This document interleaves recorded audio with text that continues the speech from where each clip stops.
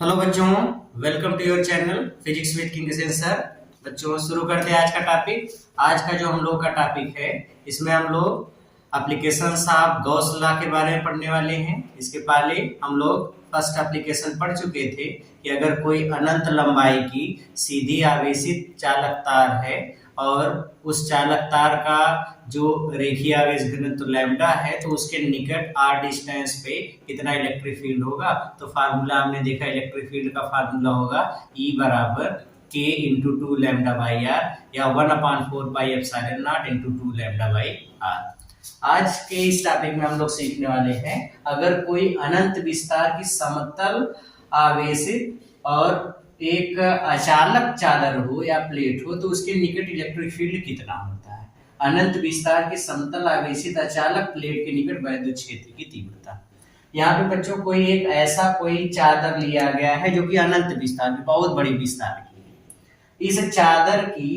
इस चादर पे चार्ज ऐसे एक समान रूप से डिस्ट्रीब्यूटेड है। इस चार्ज की या इस चादर की सरफेस चार्ज डेंसिटी सिग्मा है और इस ए एरिया में क्यू चार्ज फैला हुआ है, तो सिग्मा बराबर क्यू बाई ए या क्यू बराबर निकालेंगे तो सिग्मा इंटू ए। ये एक रिलेशन हमको मिलेगा यहाँ से। जो इस चादर के निकट आर डिस्टेंस पे, इस चादर से आर डिस्टेंस पे कोई एक पॉइंट है पी। इस पॉइंट पी पर हमको इलेक्ट्रिक फील्ड ज्ञात करना है। पॉइंट पी पर इलेक्ट्रिक फील्ड ज्ञात करने के लिए हम यहाँ पर एक छोटा सा एक सर्कुलर ए क्षेत्रफल का कोई एक सर्किल ऐसे काट लेते हैं और उससे होकर गुजरने वाला एक गॉसियन पृष्ठ खींचते हैं जो कि सिलेंड्रिकल है। जितनी दूरी पर इस चादर से बिंदु P है r डिस्टेंस पे, उतनी ही दूरी पर यहाँ पर उसी के सिमेट्रिकल एक पॉइंट लिया गया है P डैश, और ये जो बेलनाकार गॉसियन पृष्ठ है ये P डैश और P से होकर गुजरता है। तो अगर हमको यहाँ पे इलेक्ट्रिक फील्ड ज्ञात करना है, तो सबसे पहले हम इस पूरे गॉसियन पृष्ठ से होकर गुजरने वाला फ्लक्स देखें, फ्लक्स निकालेंगे। तो इसका जो इस पूरे गॉसियन पृष्ठ से होकर गुजरने वाला फ्लक्स निकालने के लिए इस बेलन में पहले देखते हैं कुल कितनी सरफेस है। तो एक सरफेस ये वाली है, प्लेन वाली सरफेस, इसको हम बोलेंगे कि ये पहली सरफेस हो गई। ये दूसरी एक प्लेन सरफेस है और एक तीसरी कर्व वाली सरफेस है। यहाँ पर एक छोटा सा एरिया कंसीडर करते हैं और ये एरिया वेक्टर इसका इधर हो गया dA, प्लस चार्ज के कारण यहाँ पे इलेक्ट्रिक फील्ड निकालेंगे तो इलेक्ट्रिक फील्ड भी इसी डायरेक्शन में हो गया। इलेक्ट्रिक फील्ड और एरिया वेक्टर दोनों एक ही डायरेक्शन में, तो थीटा हो गया 0 डिग्री।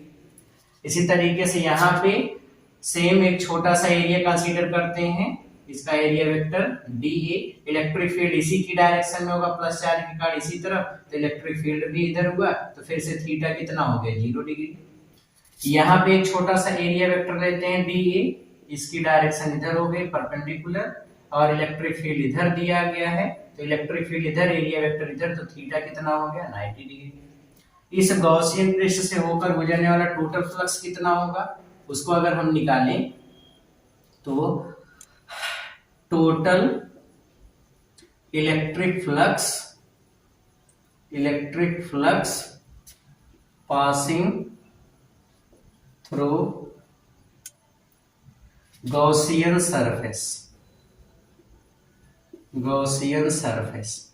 सपोज टोटल फ्लक्स गुजर रहा फाई, तो फाई ई का फार्मूला लगाओ, closed integration of E D A cos theta. Phi E बराबर इंटीग्रेशन ऑफ पहले वाले सरफेस के लिए E D A cos theta कितना है, पहली वाली सरफेस के लिए थीटा 0 डिग्री है तो cos 0 degree plus integration for surface number 2 E D A cos, दूसरी वाली सरफेस के लिए भी थीटा कितना है 0 डिग्री तो cos 0 कर दीजिए, प्लस तीसरी वाली सरफेस के लिए ई डी ए cos। अब तीसरी वाली सरफेस के लिए देखेंगे तो तीसरी वाली सरफेस ये है और इसके लिए थीटा 90 डिग्री है तो cos 90 कर दीजिए। cos 90 की वैल्यू 0, इलेक्ट्रिक फील्ड कांस्टेंट है, ई बाहर आ गया, मिला surface number 1 integration of D, cos 0 की वैल्यू 1, यहाँ पे cos 0 की वैल्यू 1, ई बाहर चला आया सरफेस नंबर 2 के लिए integration D A, plus cos 90 की वैल्यू 0 थे तो 0 हो गया। पहला वाला सरफेस का एरिया ए है, इस वाले सरफेस का भी एरिया है क्योंकि इसी के सिमेट्रिकल है ये, तो ये हो जाएगा इसका E इंटू ए, दूसरे वाले सरफेस का भी एरिया ए है तो E इंटू ए, ये हो गया फाई ई। या हम लोग लिख सकते हैं फाई ई बराबर 2EA, इतना हो गया। अच्छा, तो जो चूंकि गॉस का लॉ ये है, गॉस के लॉ के अकॉर्डिंग फाई ई बराबर क्यू बाई एप्सिलॉन नॉट होता है, या क्यू किसके बराबर है इक्वेशन फर्स्ट से, sigma into A by epsilon not. तो हम लोग ये बोल सकते हैं चूंकि फाई ई बराबर है sigma A by epsilon naught, phi E किसके बराबर है, sigma A by epsilon naught. Q की value sigma into A equation first से रखा by epsilon naught. Phi E 2EA के बराबर है, तो फाई ई के स्थान पे 2EA लिखिए, 2EA बराबर sigma A by epsilon not. तो ए से ए कैंसिल हो गया, मतलब यहां से हमको मिल गया 2E बराबर सिग्मा बाई एप्सिलॉन नॉट, या E बराबर सिग्मा बाई 2 एप्सिलॉन नॉट। ये इलेक्ट्रिक फील्ड का फार्मूला है। तो बच्चों, अगर कोई एक अनंत विस्तार की समतल आवेशित चादर है तो उसके निकट इलेक्ट्रिक फील्ड कितना होता है, E बराबर सिग्मा बाई 2 एप्सिलॉन नॉट। इतना E बराबर सिग्मा बाई 2 एप्सिलॉन नॉट, इतना इलेक्ट्रिक फील्ड होता है। ओके, नोट कर लीजिए जल्दी से। हो गया, वेरी गुड। आ जाओ बच्चों, इसके आगे देखते हैं। बच्चों, एक पॉइंट चार्ज के कारण, डाइपोल के कारण, इन सब के कारण इलेक्ट्रिक फील्ड हम लोग पढ़ चुके हैं। तो अगर हम लोग इलेक्ट्रिक फील्ड का वेरिएशन देखें कि डिस्टेंस के साथ ये किस तरीके से वेरी करती है, तो देखिए जैसे पहला बच्चों, अगर ये पॉइंट चार्ज है, ध्यान से समझो, अगर ये पॉइंट चार्ज है तो इस पॉइंट चार्ज से r डिस्टेंस पे इलेक्ट्रिक फील्ड अगर हमको पॉइंट P पे निकालना है तो ये इलेक्ट्रिक फील्ड होता है KQ बाई आर स्क्वायर। ये सपोज कैपिटल R है तो ये KQ by R square, that means E की वैल्यू R स्क्वायर के इनवर्सली प्रोपोर्शनल होती है। ये तो पॉइंट चार्ज के कारण इलेक्ट्रिक फील्ड होता है। ओके, अगर मैं यहाँ पे मान लो कि एक इलेक्ट्रिक डाइपोल है, -Q प्लस Q चार्ज से मिलकर बना हुआ है, और ये इसका मिड पॉइंट है, मध्य बिंदु है, ये O मध्य बिंदु से थीटा एंगल पे यहाँ पे कोई एक पॉइंट P r डिस्टेंस पे है, तो इस पॉइंट P पर इलेक्ट्रिक फील्ड कितना होता है, E बराबर, लोग पढ़ चुके हैं, ये होता है किसके बराबर, K into P upon R cube, K into P upon R cube, bracket में 3 cos स्क्वायर थीटा प्लस 1। ये इतना इलेक्ट्रिक फील्ड होता है। ये इसी को हम लोग पोलर पोजीशन भी बोलते हैं। ओवरऑल अगर बच्चों यहाँ पे हम इलेक्ट्रिक फील्ड का डिस्टेंस के साथ डिपेंडेंसी देखें तो इलेक्ट्रिक फील्ड आर क्यूब के इनवर्सली प्रोपोर्शनल होता है। ये है, तो डाइपोल के कारण इलेक्ट्रिक फील्ड आर क्यूब के इनवर्सली प्रोपोर्शनल होता है। अगर कोई एक सीधा आवेशित चालक तार लिया गया है जिसकी चार्ज डेंसिटी लैम्डा है, तो इससे r डिस्टेंस पे यहाँ किसी पॉइंट P पर इलेक्ट्रिक फील्ड जो होता है ये होता है E बराबर K into 2 lambda by R. That means electric field r पर डिपेंड करता है और r के इनवर्सली प्रोपोर्शनल होता है। लेकिन यहाँ पे हम लोग हर जगह इलेक्ट्रिक फील्ड देख रहे हैं। इलेक्ट्रिक फील्ड बच्चा हर जगह r पे डिपेंड कर रहा है। E की वैल्यू r स्क्वायर पे, E की वैल्यू r क्यूब पे, E की वैल्यू r पे, r के इनवर्सली प्रोपोर्शनेट है हर जगह, कहीं पर r स्क्वायर के r क्यूब के, मतलब E की वैल्यू r पर डिपेंड कर रहा है। जैसे जैसे r बढ़ेगा E की वैल्यू घटती चली जाएगी। लेकिन in case of infinity extended sheet, अगर कोई अनंत विस्तार की कोई प्लेट है तो उसके कारण जो इलेक्ट्रिक फील्ड होता है, ये कोई अनंत विस्तार की, बहुत बड़ी विस्तार की कोई एक प्लेट है, इसकी सरफेस चार्ज डेंसिटी बच्चा हमको दिया गया सिग्मा। तो आप देखो इसके कारण जो इसके निकट किसी भी पॉइंट पर इलेक्ट्रिक फील्ड होता है E is equal sigma by 2 epsilon not. अब इस फार्मूले में आप देखो कहीं पर भी R आया है, नहीं आया। अगर R नहीं आया तो इसका मतलब इस प्लेट के निकट इलेक्ट्रिक फील्ड दूरी पर तो डिपेंड ही नहीं करता। यहाँ पे इलेक्ट्रिक फील्ड जितना होगा उतना यहाँ भी होगा, इतना यहाँ इलेक्ट्रिक फील्ड होगा उतना यहाँ होगा, उतना यहाँ होगा। मतलब इलेक्ट्रिक फील्ड आर पर डिपेंड नहीं करता। और जब इलेक्ट्रिक फील्ड आर पर डिपेंड नहीं करता तो इसको आप ऐसे लिखोगे 1/r⁻0। आर की पावर 0 लिखने का मतलब ये है बच्चा, चाहे आर की पावर 1/r⁻0 लिखो, या ऐसे भी लिख सकते हो is directly proportional to R की पावर 0, ऐसे भी लिखा जा सकता है। लेकिन याद रखो आर की पावर 0 रहेगी और किसी भी संख्या की घात 0 उसका मान 1 होता है। दैट मींस ई की वैल्यू 1 पे डिपेंड करती है, इसका मतलब क्या हुआ, आर पे डिपेंड नहीं करती। तो जब भी कहा जाएगा कि एक अनंत विस्तार की कोई समतल आवेशित चादर है, उसके निकट इलेक्ट्रिक फील्ड, तो ये आर पे डिपेंड नहीं करती, दूरी पे डिपेंड नहीं करती, सबसे इंपॉर्टेंट चीज है ये। तो जो इलेक्ट्रिक फील्ड होगा वो डिस्टेंस पे डिपेंड नहीं करती। अभी जैसे मान लो आपको एक क्वेश्चन दिया गया है, ध्यान से सुनो। ये क्वेश्चन देखिए, मान लो बच्चा कि यहाँ पे कहा गया है कि कोई एक अनंत विस्तार की कोई चादर है, अनंत विस्तार की समतल आवेशित चादर जिसकी सरफेस चार्ज डेंसिटी सिग्मा है, तथा सरफेस चार्ज डेंसिटी सिग्मा है।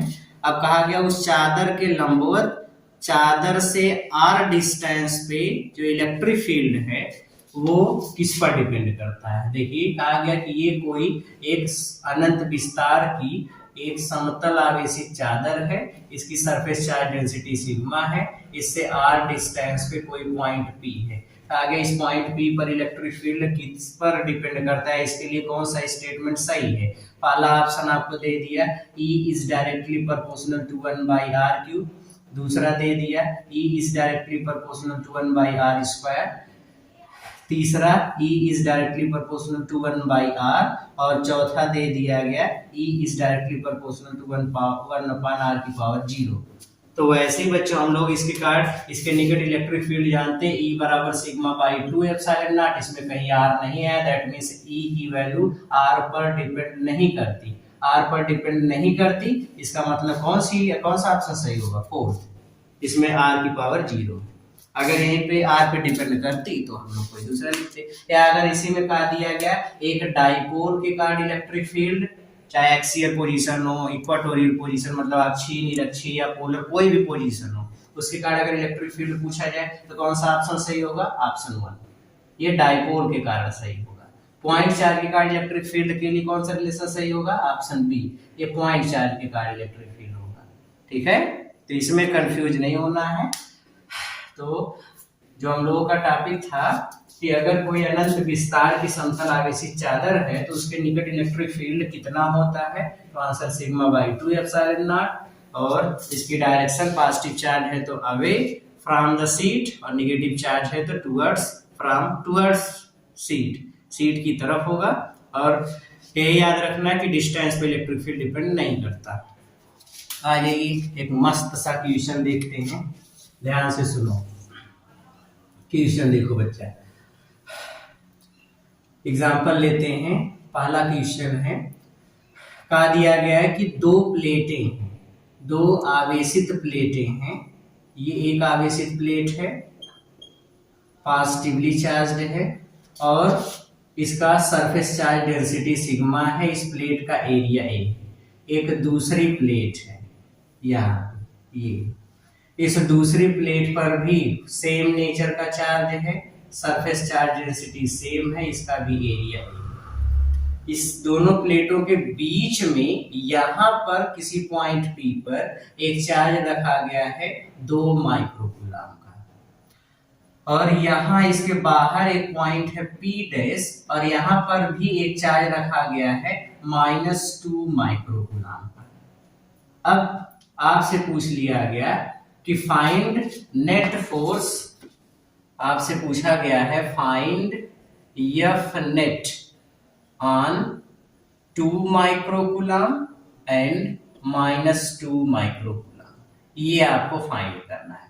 मतलब 2 माइक्रोकूलम वाले आवेश पर कितना फोर्स लगेगा, -2 माइक्रोकूलम वाले चार्ज पे कितना फोर्स लगेगा, ये आपको फाइंड आउट करना है। तो कैसे फाइंड आउट करेंगे, बहुत सरल सवाल है, बोले तो एकदम बहुत ईजी है बच्चों। ये चार्ज प्लेट है तो प्लेट अपने चारों इलेक्ट्रिक फील्ड बनाएगा, हमको तो ये कहानी बहुत पहले से पता है कि अगर कहीं पर इलेक्ट्रिक फील्ड है, यूनिफॉर्म इलेक्ट्रिक फील्ड है या चाहे जैसा इलेक्ट्रिक फील्ड है, इलेक्ट्रिक फील्ड में किसी भी चार्ज पार्टिकल पर एक फोर्स लगता है, that is F equals Q into E, इतना फोर्स लगता है। अच्छा, अगर यही वाला जो चार्ज है वो पॉजिटिव चार्ज है, तो पॉजिटिव चार्ज में इलेक्ट्रिक फील्ड की डायरेक्शन में फोर्स लगता है, और नेगेटिव चार्ज अगर है माइनस क्यू है तो इलेक्ट्रिक फील्ड के अपोजिट डायरेक्शन में फोर्स लगता है। तो फोर्स की वैल्यू तो वही रहेगी, अगर पॉजिटिव चार्ज है तो डायरेक्शन में इलेक्ट्रिक फील्ड के, नेगेटिव चार्ज है तो अपोजिट डायरेक्शन में। बस केवल इतना, अगर चार्ज सेम है मतलब इनके परिमाण समान है तो फोर्स का मैग्नीट्यूड सेम होगा लेकिन डायरेक्शन अपोजिट हो जाएगी। तो ये कहानी हमको पता है। तो यहाँ पर भी कुछ इलेक्ट्रिक फील्ड होगा दोनों प्लेट के कारण, यहाँ P पर भी कुछ इलेक्ट्रिक फील्ड होगा, तो P पे पहले इलेक्ट्रिक फील्ड निकाले, P डैश पे निकाले, इलेक्ट्रिक फील्ड मिल गया, तो फोर्स तो हम लोग बड़े आसानी से निकाल ले जाएंगे। आ जाओ अब शुरू करते हैं सवाल को उधेड़ना, कैसे कैसे लगेगा। सबसे पहले हम लोग लेते हैं पॉइंट P के लिए, फॉर पॉइंट P के लिए देखो बच्चा, यहाँ पे इलेक्ट्रिक फील्ड निकालेंगे। ये मान लो पहली प्लेट है, ये मान लो दूसरी प्लेट है। पहली प्लेट के कारण P पर इलेक्ट्रिक फील्ड देखोगे तो किधर होगा, तो पॉजिटिव चार्ज से प्लेट की तरफ electric field, charge two point होता है तो ये इलेक्ट्रिक फील्ड हो गया। ये पहली वाली प्लेट के कारण मान लो इलेक्ट्रिक फील्ड E1 है तो E1 इस डायरेक्शन में हो गया। दूसरी वाली प्लेट के कारण यहाँ पे इलेक्ट्रिक फील्ड देखोगे तो दूसरी वाली प्लेट के कारण यहाँ पे इलेक्ट्रिक फील्ड निकालोगे तो ये भी चार्ज है पॉजिटिव चार्ज और ये पॉइंट, तो इसके कारण electric field charge two point मतलब इसी डायरेक्शन में हो गया। ये हो गया E2। E1 किसके बराबर होगा, तो E1 एक प्लेट जिसकी सरफेस चार्ज डेंसिटी सिग्मा हो तो उसके निकट इलेक्ट्रिक फील्ड कितना होता है, सिग्मा बाई 2 एप्सिलॉन नॉट। तो इसके कारण भी इलेक्ट्रिक फील्ड कितना होगा, सिग्मा बाई 2 एप्सिलॉन नॉट। दोनों के कारण इलेक्ट्रिक फील्ड सेम होगा, डायरेक्शन दोनों के अपोजिट है, इसलिए नेट इलेक्ट्रिक फील्ड निकालेंगे तो ये घट जाएंगे E1 माइनस E2।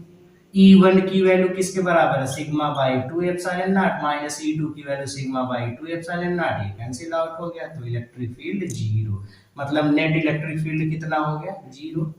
अब जब यहाँ पे इलेक्ट्रिक फील्ड जीरो हो गया, कोई इलेक्ट्रिक फील्ड है ये नहीं है, तो फोर्स कितना लगेगा, तो फोर्स बराबर होता है Q इंटू ई। तो F बराबर Q तो 2 माइक्रोकूलम का है बट E तो जीरो हो गया, और अगर E जीरो हो गया तो फोर्स भी कितना हो गया, जीरो। मतलब पॉइंट P पर 2 माइक्रोकूलम वाले चार्ज पे कोई फोर्स नहीं लगेगा।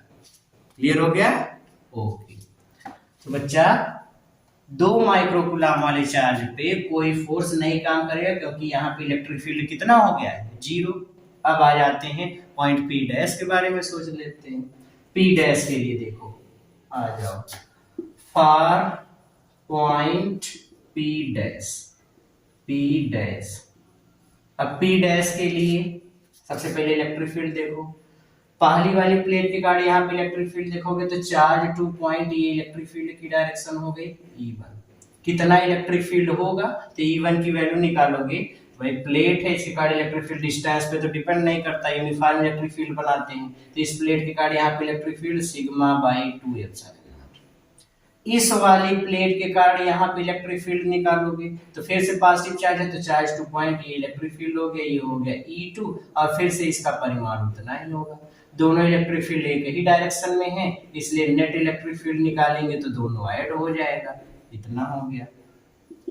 E1 और E2, E1 और E2 निकालोगे तो E1 और E2 sigma by 2 epsilon naught plus sigma by 2 epsilon not बराबर 2 सिग्मा बाई 2 एप्सिलॉन नॉट, 2 से 2 मर गया बराबर सिग्मा बाई एप्सिलॉन नॉट। ये आ गया नेट इलेक्ट्रिक फील्ड, ये आ गया नेट इलेक्ट्रिक फील्ड, मतलब नेट इलेक्ट्रिक फील्ड कितना आ गया, सिग्मा बाई एप्सिलॉन नॉट।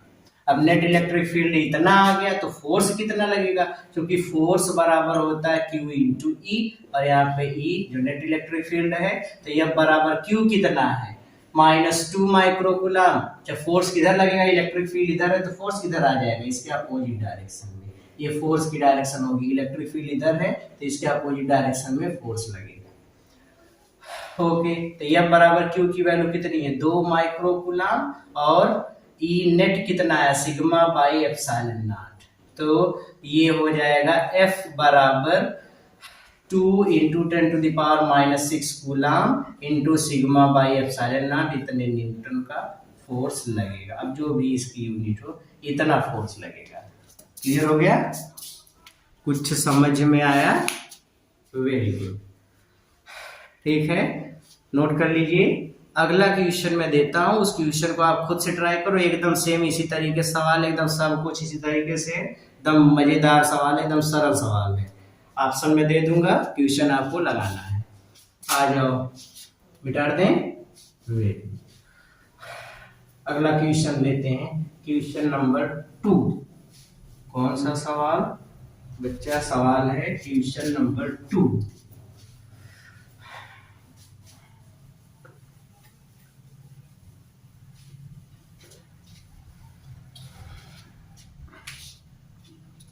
दूसरा सवाल देखते हैं। अब दूसरा वाला क्वेश्चन देखिए। दूसरे वाले क्वेश्चन में कुछ खास नहीं है, सरल सवाल है। इस बार कहा गया बच्चों, एक ये प्लेट है जो कि नेगेटिव चार्ज है बट यूनिफॉर्म चार्ज है। ये प्लेट है, इसकी सरफेस चार्ज डेंसिटी सिग्मा है, नेगेटिव चार्ज है, surface charge density sigma, area same है। एक दूसरी प्लेट इसके पास रखी गई है जो कि पॉजिटिव चार्ज है। ये है नेगेटिव सरफेस चार्ज डेंसिटी होगी सिग्मा। सिग्मा माइनस है, इसका मतलब खाली ये बता रहा है कि चार्ज नेगेटिव है। और एक दूसरा, ये एक प्लेट रखी गई, इसकी भी सरफेस चार्ज डेंसिटी सिग्मा है लेकिन पॉजिटिव चार्ज है, लेकिन इसका भी एरिया पहले वाले के प्लेट के बराबर है। यहाँ पे कोई एक पॉइंट रखा गया है, यहाँ पे एक कोई पॉइंट रखा गया है। इस पॉइंट का नाम है P और P पर एक चार्ज रखा गया है Q। P पर एक चार्ज रखा गया है Q। फिर यहाँ पे एक पॉइंट है, ये पॉइंट है P डैश, यहाँ पर भी सेम चार्ज रखा गया है Q। अब आपसे कहा दिया गया कि बताइए कि चार्ज पॉइंट P और Q बिंदु P तथा P डैश, सॉरी P तथा P डैश, Q नहीं, P तथा P डैश, बिंदु P तथा P डैश पर रखे आवेशों पर कितना बल कार्य करेगा, ये आपको फाइंड करना है। और इसमें आपको ऑप्शन दिया गया है। पहला ऑप्शन है P पर जो फोर्स लग रहा है ये है Q into sigma by epsilon naught comma 0। दूसरा ऑप्शन है 0 comma Q into sigma by epsilon naught. तीसरा ऑप्शन है Q into sigma by 2 epsilon naught comma 0। Last option है 0 comma 2 sigma Q into sigma by 2 epsilon naught. ये इसके option है। एक बार फिर से सब ऑप्शन मिला लीजिए। पहला ऑप्शन है Q sigma by epsilon naught comma 0। दूसरा है 0 comma Q into sigma by epsilon naught. तीसरा है Q sigma by 2 epsilon naught comma 0। चौथा है 0 comma Q sigma by 2 epsilon naught. आपको नेट फोर्स पता करना है कि P पे कितना लग रहा है, P डैश पे कितना लग रहा है। दोनों पर चार्ज Q रखा गया है। दो प्लेटें हैं, दोनों पर चार्ज यूनिफॉर्मली डिस्ट्रीब्यूटेड है, एक पे नेगेटिव है एक पे पॉजिटिव है। इसके साथ चार्ज डेंसिटी सिग्मा है, इसकी भी सिग्मा है। माइनस चिन्ह खाली ये बताता है, माइनस सिग्मा का मतलब इस पर जो चार्ज है वो नेगेटिव है, प्लस सिग्मा का मतलब जो चार्ज डिस्ट्रीब्यूशन है वो उस पर प्लस चार्ज डिस्ट्रीब्यूटेड है। बस खाली इतने हैं। तो क्वेश्चन को ट्राई करो, पूरे वीडियो को पास करो, पूरे 1 मिनट में सवाल लगा के दिखाओ। बहुत सरल सवाल है, ट्राई करो आप। मैं ब्रेक लेता हूँ। ओके, कर लिए ट्राई, वेरी गुड। आ जाओ, अब जो लोग लगा लिए वो लोग मिला ले, जो लोग नहीं लगा पाए वो लोग नोट कर लेंगे। कामचोर होंगे ऐसे लोग जो लोग नहीं लगा पाए। आ जाओ बच्चों, सवाल देखते हैं। कोई कामचोरी नहीं चलेगी हम लोगों को, क्योंकि अपन को पढ़ना है, इसलिए अपन को आगे बढ़ना है, इसलिए अपन को पढ़ना पड़ेगा। तो देखते हैं बच्चों, पहला वाला, पहले हम लोग लेते हैं पॉइंट पी पर। फॉर पॉइंट पी, इस पॉइंट पी के लिए हम लोग सबसे पहले नेट इलेक्ट्रिक फील्ड देखते हैं। तो नेट इलेक्ट्रिक फील्ड के बारे में सोचो, negative charge plate, negative charge के कारण यहाँ पे इलेक्ट्रिक फील्ड देखोगे, मान लो ये पहली प्लेट है, ये दूसरी प्लेट है, तो पहली प्लेट के कारण इलेक्ट्रिक फील्ड तो 0.2 चार्ज होता है नेगेटिव चार्ज के कारण, तो ये हो गया E1, और E1 की वैल्यू कितनी होगी, तो प्लेट के निकट electric field sigma by 2 epsilon naught. ये पॉजिटिव प्लेट है, इसके कारण यहाँ पे इलेक्ट्रिक फील्ड, तो चार्ज 2 पॉइंट, ये इलेक्ट्रिक फील्ड की डायरेक्शन हो गई, इसके कारण इलेक्ट्रिक फील्ड मान लीजिए E2 है। E2 किसके बराबर होगा, तो वही होगा sigma by 2 epsilon not. Okay, इतना मिल गया।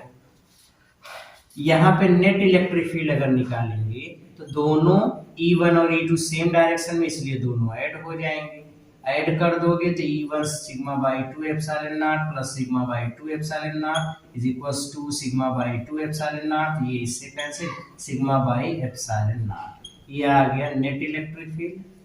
अच्छा, E नेट इतना मिल गया, तो फोर्स कितना होगा, इलेक्ट्रिक फील्ड में चार्ज पर फोर्स लगता है, फोर्स होता है Q इंटू E, और यहाँ पे नेट इलेक्ट्रिक फील्ड हमको पता चल गया, तो F बराबर Q इंटू E नेट कितना दिया गया, E नेट है बच्चों सिग्मा बाई एप्सिलॉन नॉट, तो ये हो गया Q sigma by epsilon not, इतना फोर्स लगेगा किस पॉइंट के चार्ज पर, P वाले के चार्ज पर, P वाले पर इतना चार्ज।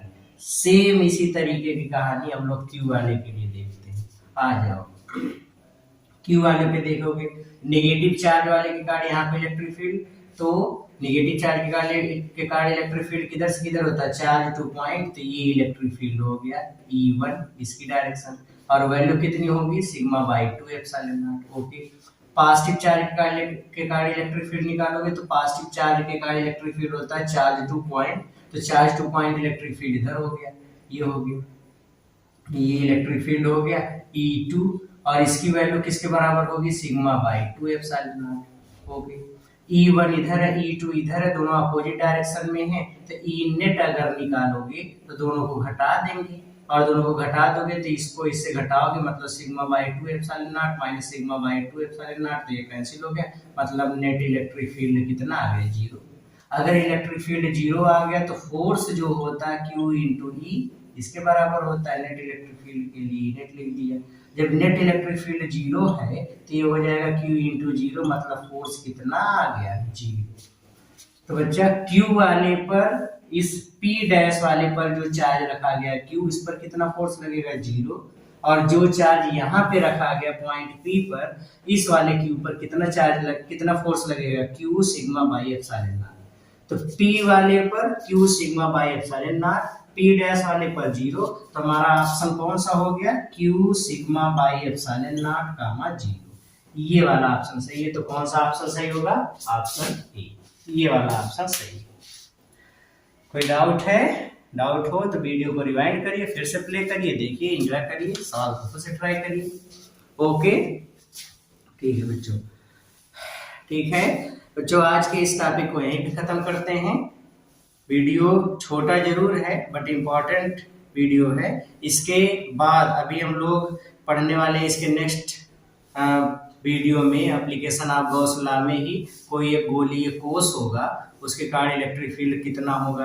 पहले हम लोग सारे कॉन्सेप्ट, ऐसे डेरिवेशन वाली जो टॉपिक है कि कहाँ पे कितना इलेक्ट्रिक फील्ड होता है, ये सारी चीजें पहले हम लोग सीख लेंगे। सीखने के बाद फिर जो लास्ट में हम लोगों को कम से कम 3 से 4 वीडियो मिलने वाले हैं, उस वीडियो में हम लोग खूब अच्छे नीट और जेईई लेवल के सवाल सॉल्व करेंगे, तब जाकर के ये चैप्टर खत्म होगा, तब इस चैप्टर की हैप्पी एंडिंग होगी। तो तब तक पढ़ते रहिए, मेहनत करते रहिए। All the very very very best.